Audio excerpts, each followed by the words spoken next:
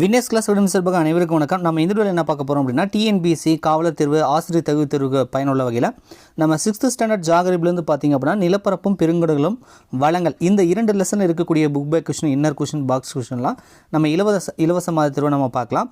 So இதை பார்க்கறதுக்கு முன்னாடி பார்த்திங்கன்னா நம்ம இதுக்கு முன்னாடி ஃபஸ்ட்டு லெசனாக இருக்கக்கூடிய பேரண்டம் மற்றும் சூரிய குடும்பம் அதுக்கும் வந்து பார்த்திங்கன்னா 60 வினாக்கள் லைன் பை லைனாக, அதாவது புக் பேக் பாக்ஸ் கொஷின் என்னன்னு சொல்லி நம்ம கொடுத்துருப்போம். ஸோ அந்த வீடியோ பாருங்கள், கண்டிப்பாக உங்களுக்கு ரொம்ப யூஸ்ஃபுல்லாக இருக்கும். ஸோ இந்த லெசன்லாம் பார்த்தீங்கன்னா குட்டி லெசன், ரொம்ப வந்து பார்த்திங்கன்னா ஒரு 10 நிமிஷத்துலேயே படித்து முடிச்சிடலாம். ஸோ நீங்கள் புக் வச்சுருந்தீங்க அப்படின்னா இந்த 2 லெசனும் படித்து முடிச்சுட்டு இந்த கொஷின் பேப்பரை நீங்கள் டவுன்லோட் பண்ணிவிட்டு அதுக்கப்புறம் வந்து நீங்கள் டெஸ்ட் எழுதிட்டு வந்து வீடியோ பார்த்தீங்கன்னா கொஞ்சம் வந்து ரொம்ப யூஸ்ஃபுல்லாக இருக்கும். ஏன்னா ரிவிஷன் பர்பஸ்க்காக தான் நம்ம கொடுக்குறோம். ஸோ முதல் கேள்விக்கான ஆன்சர் சொல்கிறேன், அப்படியே நீங்கள் செக் பண்ணிக்கோங்க.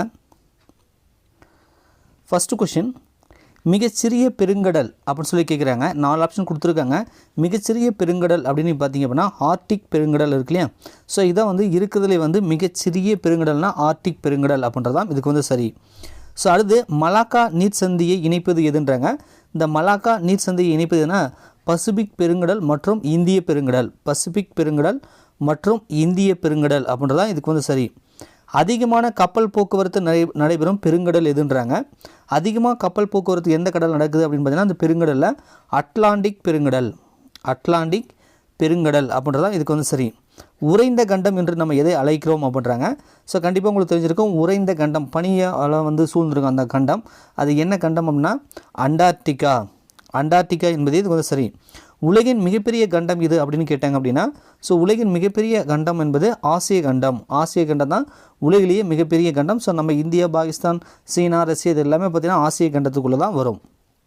ஸோ அடுத்தது உலகின் மிகச்சிறிய கண்டம் எது அப்படின்றாங்க. உலகத்தின் மிக சிறிய கண்டம் அப்படின்னா 6வதுக்கு பார்த்திங்கன்னா ஆஸ்திரேலியா. ஆஸ்திரேலியா அப்படின்றதான் இதுக்கு வந்து சரி. இந்தியாவில் கனிம வளம் நிறைந்த பீடபூமி எதுன்றாங்க. இந்தியாவில் நிறைய பீடபூமிகள் இருக்குது. அதில் குறிப்பாக வந்து கனிம வளம் நிறைந்த பீடபூமின்னு சொன்னால் அது வந்து சோட்டா நாகபுரி பீடபூமி அப்படின்றதான் கனிம வளம் நிறைந்த பீடபூமி. தீவு கண்டம் என அழைக்கப்படுவது எது? தீவு கண்டம் அப்படின்னு சொல்லி நம்ம எதை அழைக்கிறோம் அப்படின்னு சொல்லி கேட்குறாங்க. ஆஸ்திரேலியாவை தான் நம்ம தீவு கண்டம் அப்படின்னு சொல்லி நம்ம அழைக்கிறோம். ஆஸ்திரேலியா என்பது சரி. பொருந்தாததை தேர்வு செய் அப்படின்னு சொல்லி கொடுக்குறாங்க. ஆப்பிரிக்கா, ஐரோப்பா, ஆஸ்திரேலியா, இலங்கைன்னு போட்டிருக்கு. இதில் அந்த 3மே பார்த்திங்க அப்படின்னா கண்டங்களை குறிக்கும். ரைட்டா? உலகத்தில் வந்து 7 கண்டங்கள் இருக்குன்னு கேள்விப்பட்டிருப்பீங்க. ஸோ இந்த 7 கண்டங்கள் தான் கரெக்டு. இது வந்து இலங்கை என்பது ஒரு நாடு, இது கண்டங்களில் சேராதுன்றதுனால பொருந்தாதது அப்படின்னு வந்தால் இலங்கை வந்து பொருந்தாதது. ஸோ அடுத்து வந்து பொறுத்துக அப்படின்னு சொல்லி கொடுத்துருக்காங்க. இதுக்கு என்ன ஆன்சர் அப்படின்றத நம்ம பார்க்கலாம். 21453 கடைசி ஆப்ஷனுக்கு இருக்குது. அதாவது என்னென்னு பார்த்தீங்கன்னா ஒவ்வொரு பெருங்கடல்லையும் ஆழமான அகழி இருக்கும். அது வந்து எந்தெந்த பெருங்கடலில் என்னென்ன அகழி இருக்குது அப்படின்றத இது வந்து பொறுத்து போகிறோம். இப்போ தென் சாண்ட்விச் அகழி அப்படின்றது சாண்ட்விச் அகழின்னு சுருக்கமாக சொல்லுவாங்க. சாண்ட்விச் அப்படின்னு வந்தாலே அது வந்து பார்த்திங்கன்னா தென் பெருங்கடலில் தான் இருக்கும். இதில் தென் அப்படின்ற ஒரு வார்த்தை இருக்குது, அதை வச்சு கண்டுபிடிச்சிருப்பீங்க. சம்டைம் வந்து சாண்ட்விச் அகழி அப்படின்னு கொடுத்தாங்கன்னா தென் பெருங்கடல் அப்படின்றது சரியான ஆன்சர். மில்வாக்கி அகழி அப்படின்னு பார்த்திங்கன்னா அட்லாண்டிக் பெருங்கடலாகவும், மரியானா அகழி அப்படின்னு இருக்கு இல்லையா, மரியானா அகழி என்பது இருக்கிறதுலே ஆழமான ஒரு அகழி. எவரெஸ்ட் சிகரமே உள்ளே வச்சா கூட முழுகிறோம் அப்படின்றாங்க. அது வந்து பசிபிக் பெருங்கடலில் இருக்குது. மரியானா அகழின்றது பசிபிக் பெருங்கடலில் இருக்குது. ஸோ அடுத்து வந்து யுரேசியன் படுகை அப்படின்றது பார்த்திங்கன்னா ஆர்டிக் பெருங்கடலில் இருக்குது. ஜாவா அகழி அப்படின்றது நம்ம இந்திய பெருங்கடலில் இருக்குது. ஜாவா அகழி என்பது நம்ம இந்திய பெருங்கடலில் இருக்குது. ஸோ 21453 என்பதே சரி. ஸோ அடுத்து சரியான கூற்றை தேர்வு செய் அப்படின்னு சொல்லி சொல்கிறாங்க. சமவெளிகள் ஆறுகளால் தோற்றுவிக்கப்படுகின்றன அப்படின்றாங்க. இந்திய பெருங்கடலில் ஆழமான பகுதி சாண்ட்விச் அகழின்றாங்க. பீடபூமிகள் வன் சரிவை கொண்டிருக்கின்றாங்க. நம்ம இப்போ தான் வந்து இந்திய பெருங்கடல் ஆழமான பகுதின்றதை பொறுத்துக்களை பார்த்தோம். ஸோ சாண்ட்விச் கிடையாது. ஸோ அப்போ வந்து 2 மட்டும் தான் தவறாக இருக்குது, மீதியெல்லாம் வந்து சரியாக இருக்குது. ஸோ 11வதுக்கு வந்து பார்த்திங்கன்னா 1 மற்றும் 3 இதுதான் சரி. ஏன்னா இந்திய பெருங்கல் ஆழமான பகுதி சாண்ட்விச் கிடையாது, பொறுத்துக்களே சொன்னோம் இல்லையா? ஸோ அதனால் 1 மற்றும் 3 மட்டும் தான் சரி. ஸோ அடுத்து மலைகள் 2ஆம் நிலை நிலத்தோற்றங்கள் மிகவும் ஆழமான அகழி மரியானா அகழின்றாங்க. இப்போ தான் கொஞ்ச நேரத்துக்கு முன்னாடி சொன்னேன், இந்த மாதிரி பசிபிக் பெருங்கடலில் இருக்கிறதுலே வந்து ஒரு பெரிய அகழினா அது மரியானா அகழி. இதுக்குள்ளே வந்து எவரெஸ்ட் சிகரத்தை வச்சா கூட மூழ்கிடும் அப்படின்ற மாதிரி வந்து புக்கில் கொடுத்துருக்காங்கன்னு சொல்லி. ஸோ அப்போ இதுக்கு வந்து பார்த்திங்கன்னா 12வதுக்கு இது வந்து 2 கூற்றுகளும் சரி அப்படின்றதான் சரி. ரைட்டா? 2 கூற்றுகளும் சரி அப்படின்றதான் வரும். புவியின் மேற்பரப்பில் எத்தனை சதவீதம் நீரால் சூழப்பட்டது அப்படின்னு சொல்லி கேட்குறாங்க. ஸோ இதுக்கு வந்து பார்த்திங்கன்னா 71% வந்து பார்த்திங்கன்னா நம்ம நீராலும் மீதி வந்து நிலத்தாலும் இருக்குது. நமக்கு வந்து நீலக்கோளம் நீர்க்கோளம் அப்படின்னு கூட நம்ம புவியை சொல்லுவோம்னு சொல்லி ஃபஸ்ட்டு லெசன்லேயே படிச்சிருப்பீங்க இல்லையா. ஸோ 71% என்பதே இதுக்கு சரி. ஸோ அடுத்தது வந்து பார்த்திங்கன்னா பொறுத்துக. இது வந்து பார்த்திங்கன்னா நம்ம தமிழ்லேயும் இருக்கும், நிறைய இதில் கூட கொடுத்துருக்காங்க. கொஞ்சம் ரீகால் மட்டும் பண்ணிக்கோங்க. என்னென்னு பார்த்திங்க அப்படின்னா குறிஞ்சி முல்லை மருதம் நெய்தல் அப்படின்றதுக்கான சரியாக வந்து பொருத்தணும். 2143 அதாவது என்னென்னா குறிஞ்சினா மலை சார்ந்த இடம், முல்லைனா காடு சார்ந்த இடம், மருதம்னா வயல் சார்ந்த இடம், நெய்தல் என்பது கடல் சார்ந்த இடம். சப்போஸ் பாலை கேட்டாங்கன்னா மணல் சார்ந்த இடமும் அப்படின்றதான் சரி. ரைட்டா 2143. ஸோ உலகில் எத்தனை கண்டங்கள் உள்ளன அப்படின்றாங்க. உலகத்தில் வந்து மொத்தம் வந்து 7 கண்டங்கள் வந்து உள்ளன. 7. உலகிலேயே உயரமான சிகரம் எது? உலகிலேயே உயரமான சிகரம் எது அப்படின்றாங்க. உலகிலேயே உயரமான சிகரம்னா எவரெஸ்ட் சிகரம். ஸோ இதுலேருந்து உங்களுக்கான ஒரு கேள்வி நான் கேட்குறேன். உங்களுக்கு பதில் தெரிஞ்சதுன்னா கமெண்ட்ஸில் கமெண்ட் பண்ணுங்கள். ஸோ உலகிலேயே உயரமான சிகரம் எவரெஸ்ட் ஆச்சு. அடுத்தது நம்ம இந்தியாவிலே உயரமான சிகரம் எது? ஃபஸ்ட்டு கேள்வி இந்தியாவிலேயே உயரமான சிகரம் எது? ரெண்டாவது கொஷின் தென்னிந்தியாவிலே உயரமான சிகரம் எது? தென்னிந்தியாவிலே உயரமான சிகரம் எது? மூணாவது நம்ம தமிழ்நாட்டில் உயரமான சிகரம் எது? தமிழ்நாட்டில் இருக்கக்கூடிய சிகரங்களில் உயரமான சிகரம் எது? இந்த 3 கேள்விக்கு உங்களுக்கு விடை தெரிஞ்சதுன்னா கமெண்ட்ஸில் கமெண்ட் பண்ணுங்கள். ஸோ அடுத்தது சர்வதேச மலைகள் தினம் எப்பொழுது அனுசரிக்கப்படுகிறதுன்னு கேட்குறாங்க. இது வந்து டிசம்பர் 11. உலகிலேயே உயர்ந்த பீடபூமி அல்லது உலகத்தின் கூரை என்று அழைக்கப்படுவது எது அப்படின்னு கேட்டாங்கன்னா நம்ம திபேத்னு சுருக்கமாக சொல்லுவோம். இது வந்து திபேத் பீடபூமியை தான் நாம் அப்படி வந்து சொல்கிறோம். 2 கொஷின் இருக்குதுல. உலகிலேயே உயர்ந்த பீடபூமினாலும் திபேத் பீடபூமி தான். உலகத்தின் கூரை என்று அழைக்கப்படுவதுன்னு கேட்டாங்கன்னா திபேத் அல்லது திபேத் பீடபூமி. ரெண்டு கேள்விக்கும் ஒரே பதில் தான். தென்னிந்தியாவில் உள்ள பீடபூமி எது அப்படின்னு கேட்குறாங்க. தென்னிந்தியாவில் என்ன பீடபூமி இருக்குன்னா தக்கான பீடபூமி இருக்குது. தமிழ்நாட்டில் உள்ள பீடபூமிகளில் பொருந்தாதது எதுன்றாங்க. தருமபுரி பீடபூமி, கோயம்புத்தூர் பீடபூமி, மதுரை பீடபூமிலாம் நம்ம தமிழ்நாட்டில் தான் இருக்குது. பட் சோட்டா நாகமுரி பீடபூமின்றது நம்ம தமிழ்நாட்டுக்கு பொருந்தாதது. நாகரிகங்களின் தொட்டில் என்று அழைக்கப்படுவது எதுன்றாங்க. நாகரிகங்களின் தொட்டில் அப்படின்னு நம்ம சொல்கிறது ஆற்று சமவெளிகள். ஸோ சிந்து நதி பக்கம் தான் சிந்து நாகரிகம், மெசபடோமா நாகரிகம். இந்த மாதிரி வந்து ஆற்றங்கரையோடு தான் அந்த காலத்து மக்கள் வந்து வாழ்ந்து நாகரிகங்கள் வளர்ச்சி அடைஞ்சதுனால ஆற்று சமவெளியில் தான் நம்ம நாகரிகங்களின் தொட்டில் அப்படின்னு சொல்லி அழைக்கிறோம். புவியின் ஆழமான பகுதி எது? இப்போ தான் சொன்னால் பசிபிக் பெருங்கடலில் இருக்கக்கூடிய ஒரு அகழி தான் வந்து ரொம்ப ஆழம்னு சொன்னோம் இல்லையா. ஸோ அதுதான் அது. புவியின் ஆழமான பகுதி எதுன்னு கேட்டாங்க அப்படின்னா 22வது மரியானா அகழி. இது எந்த கடலில் இருக்குது? பசிபிக் பெருங்கடலில் இருக்குது. நெருப்பு வளையம் என்று அழைக்கப்படக்கூடிய கடல் எது அப்படின்றாங்க. 23 பாருங்கள். இது வந்து பசிபிக் பெருங்கடல் தான். இதை சுற்றி பார்த்தீங்கன்னா நிறைய எரிமலைகள் இருக்கும். ஸோ அடுத்தது பொறுத்துக. ஒவ்வொரு கடலையும் என்னென்ன அகலை இந்த மாதிரிலாம் இருக்குது அப்படின்றதா நம்ம வந்து இதை பொருத்தணும். 24 வந்து பாருங்கள் 1 2 3 4 5 1 2 3 4 5. பசிபிக் பெருங்கடல் அப்படின்னா மரியானா அகழி. அட்லாண்டிக் பெருங்கடல்னா மில்வாக்கி. இந்திய பெருங்கடல்னா ஜாவா அகழி. தென் பெருங்கடல்னா சாண்ட்விச் அகழி. ஆர்டிக் பெருங்கடல்னா யுரேசியன் தாழ்நிலம். ஸோ இது ஏற்கனவே பார்த்திங்க அப்படின்னா நமக்கு வந்து புக் பேக் கொஷின்லேயே வந்திருக்கும்னு நினைக்கிறேன். இது அப்படியே நம்ம வந்து வரிசையாக கொடுத்துருக்குறோம். ஸோ இந்த கொஷின் ஏற்கனவே ரிப்பீட் ஆகிடுச்சு. ஸோ 24வது கொஷின் பார்த்துக்கோங்க. இது ஏற்கனவே வந்திருக்கு இல்லையா 24. ஸோ ரிவிஷன் பண்ண மாதிரி வச்சுக்கோங்க. ஸோ அடுத்த கேள்வி பார்க்கலாம். சரியான கூற்று தேர்வு செய். மலாக்கா நீர் சந்தி இந்திய பெருங்கடலையும் பசிபிக் பெருங்கடலையும் இணைக்கிறது. இப்போ நீங்கள் பார்த்தீங்கன்னா மல்டிபிள் சாய்ஸ் கொஷின் இருக்கும் இல்லையா. ஸோ அதிலே நீங்கள் படிச்சிருப்பீங்க மலாக்கா நீர் சந்தின்றது எதை இணைக்கிறதுன்னு சொல்லி. அடுத்தது ஜிப்ரால்டர் நீர் சந்தி அட்லாண்டிக் பெருங்கடலையும் மத்திய தரைக்கடலையும் இணைக்கிறது அப்படின்னு சொல்லி சொல்கிறாங்க. பெரிங் நீர் சந்தி பசிபிக் பெருங்கடலையும் ஆர்டிக் பெருங்கடலையும் இணைக்கிறதுன்னு சொல்கிறாங்க. ரைட்டா. ஸோ இதெல்லாம் நீர் சந்தி நம்ம சொல்லக்கூடிய எந்த 2 கடல்களை இணைக்கிறது அப்படின்னு சொல்லுவோம் குறுகிய பகுதியில். அது வந்து சரியாக தான் இருக்குது. 3மே பார்த்தீங்கன்னா ஞாபகம் வச்சுக்கோங்க. மலாக்கா நீர் சந்தினா இந்திய பெருங்கடல் பசிபிக் பெருங்கடலை இணைக்கும்.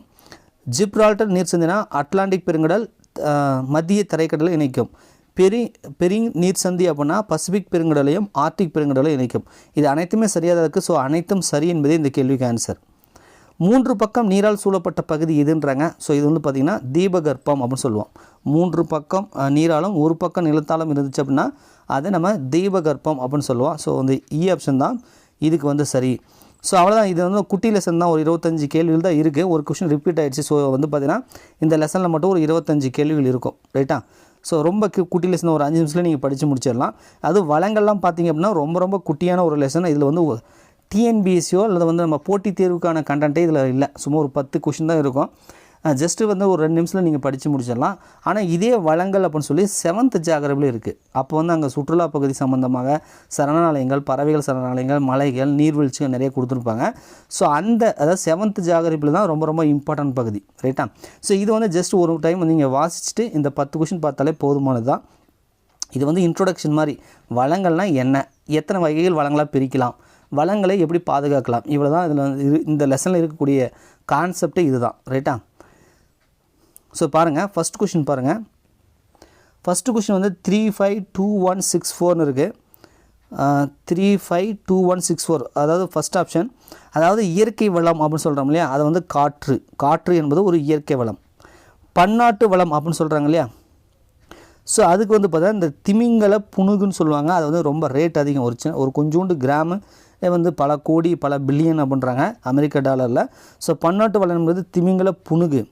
அடுத்தது குறைத்தல், மறுபயன்பாடு, மறுசுழற்சி அப்படின்னு சொல்கிறோம் இல்லையா, அது வந்து நிலையான வளர்ச்சி அப்படின்னு சொல்லலாம். புதுப்பிக்க இயலாதது அப்படின்னு சொல்கிறாங்க. இது வந்து கனிமங்களை வந்து புதுப்பிக்க இயலாது. உலகளாவிய வளம் அப்படின்னு சொன்னால் அது வந்து நம்ம காடு அப்படின்னு சொல்லலாம்.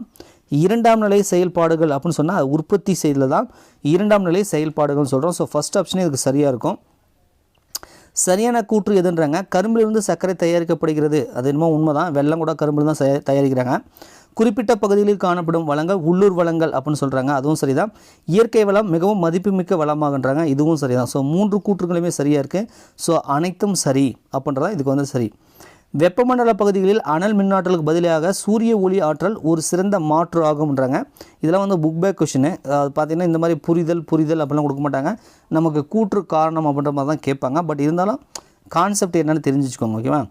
நிலக்கரியும் பெட்ரோலியம் குறைந்து கொண்டே வருகிறது, சூரிய ஆற்றல் என்றும் குறையாது அப்படின்னு சொல்லி கொடுத்துருக்காங்க. 3வதுக்கு வந்து பார்த்திங்க அப்படின்னா 1 மற்றும் 2 சரி அப்படின்னு இருக்குது. 1 மற்றும் 2 சரி. அதாவது வெப்பமண்டல பகுதிகளில் அனல் மின்னாற்றலுக்கு பதிலாக சூரிய ஒளி ஆற்றல் மிக சிறந்ததுன்றாங்க. நிலக்கரியும் பெட்ரோலும் குறைந்து கொண்டே வருகிறது உண்மை தான். ஸோ சூரிய ஆற்றல் எப்பவுமே குறையாதுன்றால இந்த இடத்துல இதை யூஸ் பண்ணலாம். இதே சூரிய ஆற்றலை வந்து யூஸ் பண்ணிக்கலாம். ஸோ அப்போ புரிதல் 1, 2 வந்து சரி, ரைட்டா? ஸோ அடுத்தது வாக்கியம் சரியான விடையை தேர்ந்தெடுக்கணும். வளங்களை பாதுகாக்கவில்லை மனிதனும் அழிந்துவிடும்ன்றாங்க. வளங்களை பாதுகாக்க வேண்டாம் அல்லது வளங்களை பாதுகாக்க வேண்டும்ன்றாங்க. கண்டிப்பாக வளங்களை பாதுகாக்க வேண்டும் என்பதே சரி. ஸோ அப்போ 2 மட்டும் தான் சரி. புரிதல் 2 மட்டும் சரி. அடுத்தது சரியான விடையை தேர்வு செய். இதுலேயும் வாக்கியம் மனிதன் விவசாயம் செய்ய தீர்மானித்தான்றாங்க. உணவு சேகரித்து வந்த மனிதனுக்கு உணவு தட்டுப்பாடு ஏற்பட்டது அப்படின்றாங்க. இது என்னமோ உண்மை தான். உணவு சேகரித்து வந்த மனிதன் உணவு தட்டுப்பாடு ஏற்பட்டுச்சு, அதனால் விவசாயம் செய்ய ஆரம்பித்தான்றது உண்மை. மனிதன் சேகரித்த உணவு ஊட்டம் மிக்கதாக இல்லைங்கிறாங்க. இது தப்பு. ஊட்டம் மிக்கது தான். ஸோ அப்போ வந்து 2 வந்து தவறு. இது என்ன சொல்லலாம் அப்படின்னா புரிதல் 1 மட்டும் சரி. இதுக்கு ஆன்சரே போடல, நான் வந்து உங்களுக்கு டைப் பண்ணி கொடுத்துட்றேன். அதாவது புரிதல் 1 மட்டும் சரி. புரிதல் 1 மட்டும் சரி அப்படின்றதான் 5வதுக்கு ஆன்சர். புரிதல் 1 மட்டும் சரி. 6வது கூற்று கடல் ஈஸ்டானது நிலப்பரப்பில் உள்ள ஈஸ்டை விட மிகுந்த ஆற்றல் உடையது அப்படின்றாங்க. மிகுந்த ஆற்றல் உடையதுன்றாங்க. இது ரொட்டி தயாரித்தல், மது வெடித்தல், திராட்சை ரசம் தயாரித்தல், உயிரி எத்தனால் தயாரிக்க பயன்படுதுன்றாங்க. இது வந்து பாக்ஸ் கொஷினாக கொடுத்துருப்பாங்க, அப்படியே வந்து கொடுத்துருக்கேன். ஸோ கூற்று 1 என்பது சரி தான். கூற்று 2வும் சரி தான். ஸோ கூற்று 1 and 2 சரி. அதாவது 2 கூற்றுகளும் சரி. 2 கூற்றுகளும் சரின்னே நம்ம சொல்லலாம். வெப்பமண்டல மலைக்காடுகள் உலகின் பெரும் மருந்தகம் என அழைக்கப்படுகிறதுன்றாங்க. இப்பகுதியில் 25% தாவரங்கள் மருத்துவ குணம் கொண்டது அப்படின்றாங்க.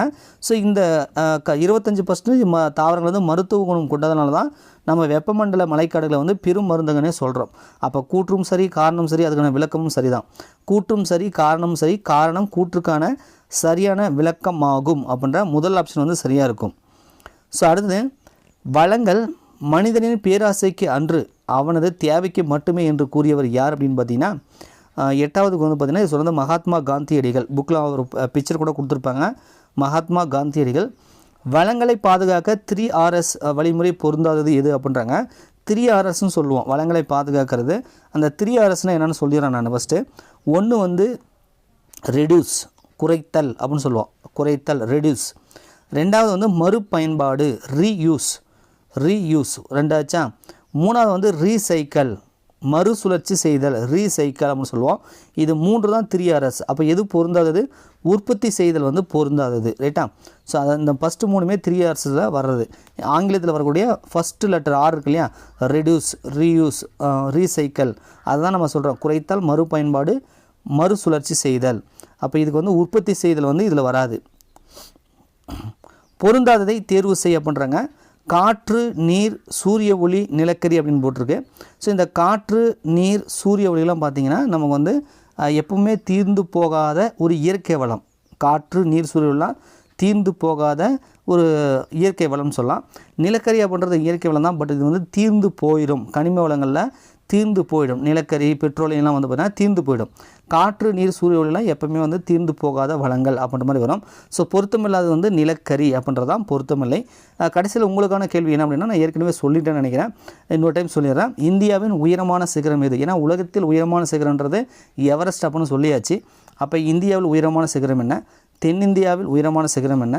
தமிழ்நாட்டில் உயரமான சிகரம் என்ன? இந்த 3 கேள்விகளுக்கும் பதில் தெரிஞ்சது அப்படின்னா கமெண்ட்ஸில் கமெண்ட் பண்ணுங்கள். வீடியோ பிடிச்சா மறக்காமல் லைக் பண்ணுங்கள். இந்த கொஸ்டின் பேப்பர் உங்களுக்கு தேவைப்பட்டுச்சு அப்படின்னா PDF லிங்க் டிஸ்கிரிப்ஷனில் இருக்குது, நீங்கள் டவுன்லோட் பண்ணி வச்சுக்கோங்க. நம்ம ஜாகிரபின்னு தனியாக ஒரு பிளேலிஸ்ட் போட்டிருக்கேன், அதில் இருக்க ஒரு வீடியோலாம் செக் பண்ணி பாருங்கள். கண்டிப்பாக உங்களுக்கு போலீஸ் எக்ஸாம், ஆசிரியர் தகுதி தேர்வு, TNPSC தேர்வுக்கெலாம் ரொம்ப யூஸ்ஃபுல்லாக இருக்கும். நன்றி, வணக்கம்.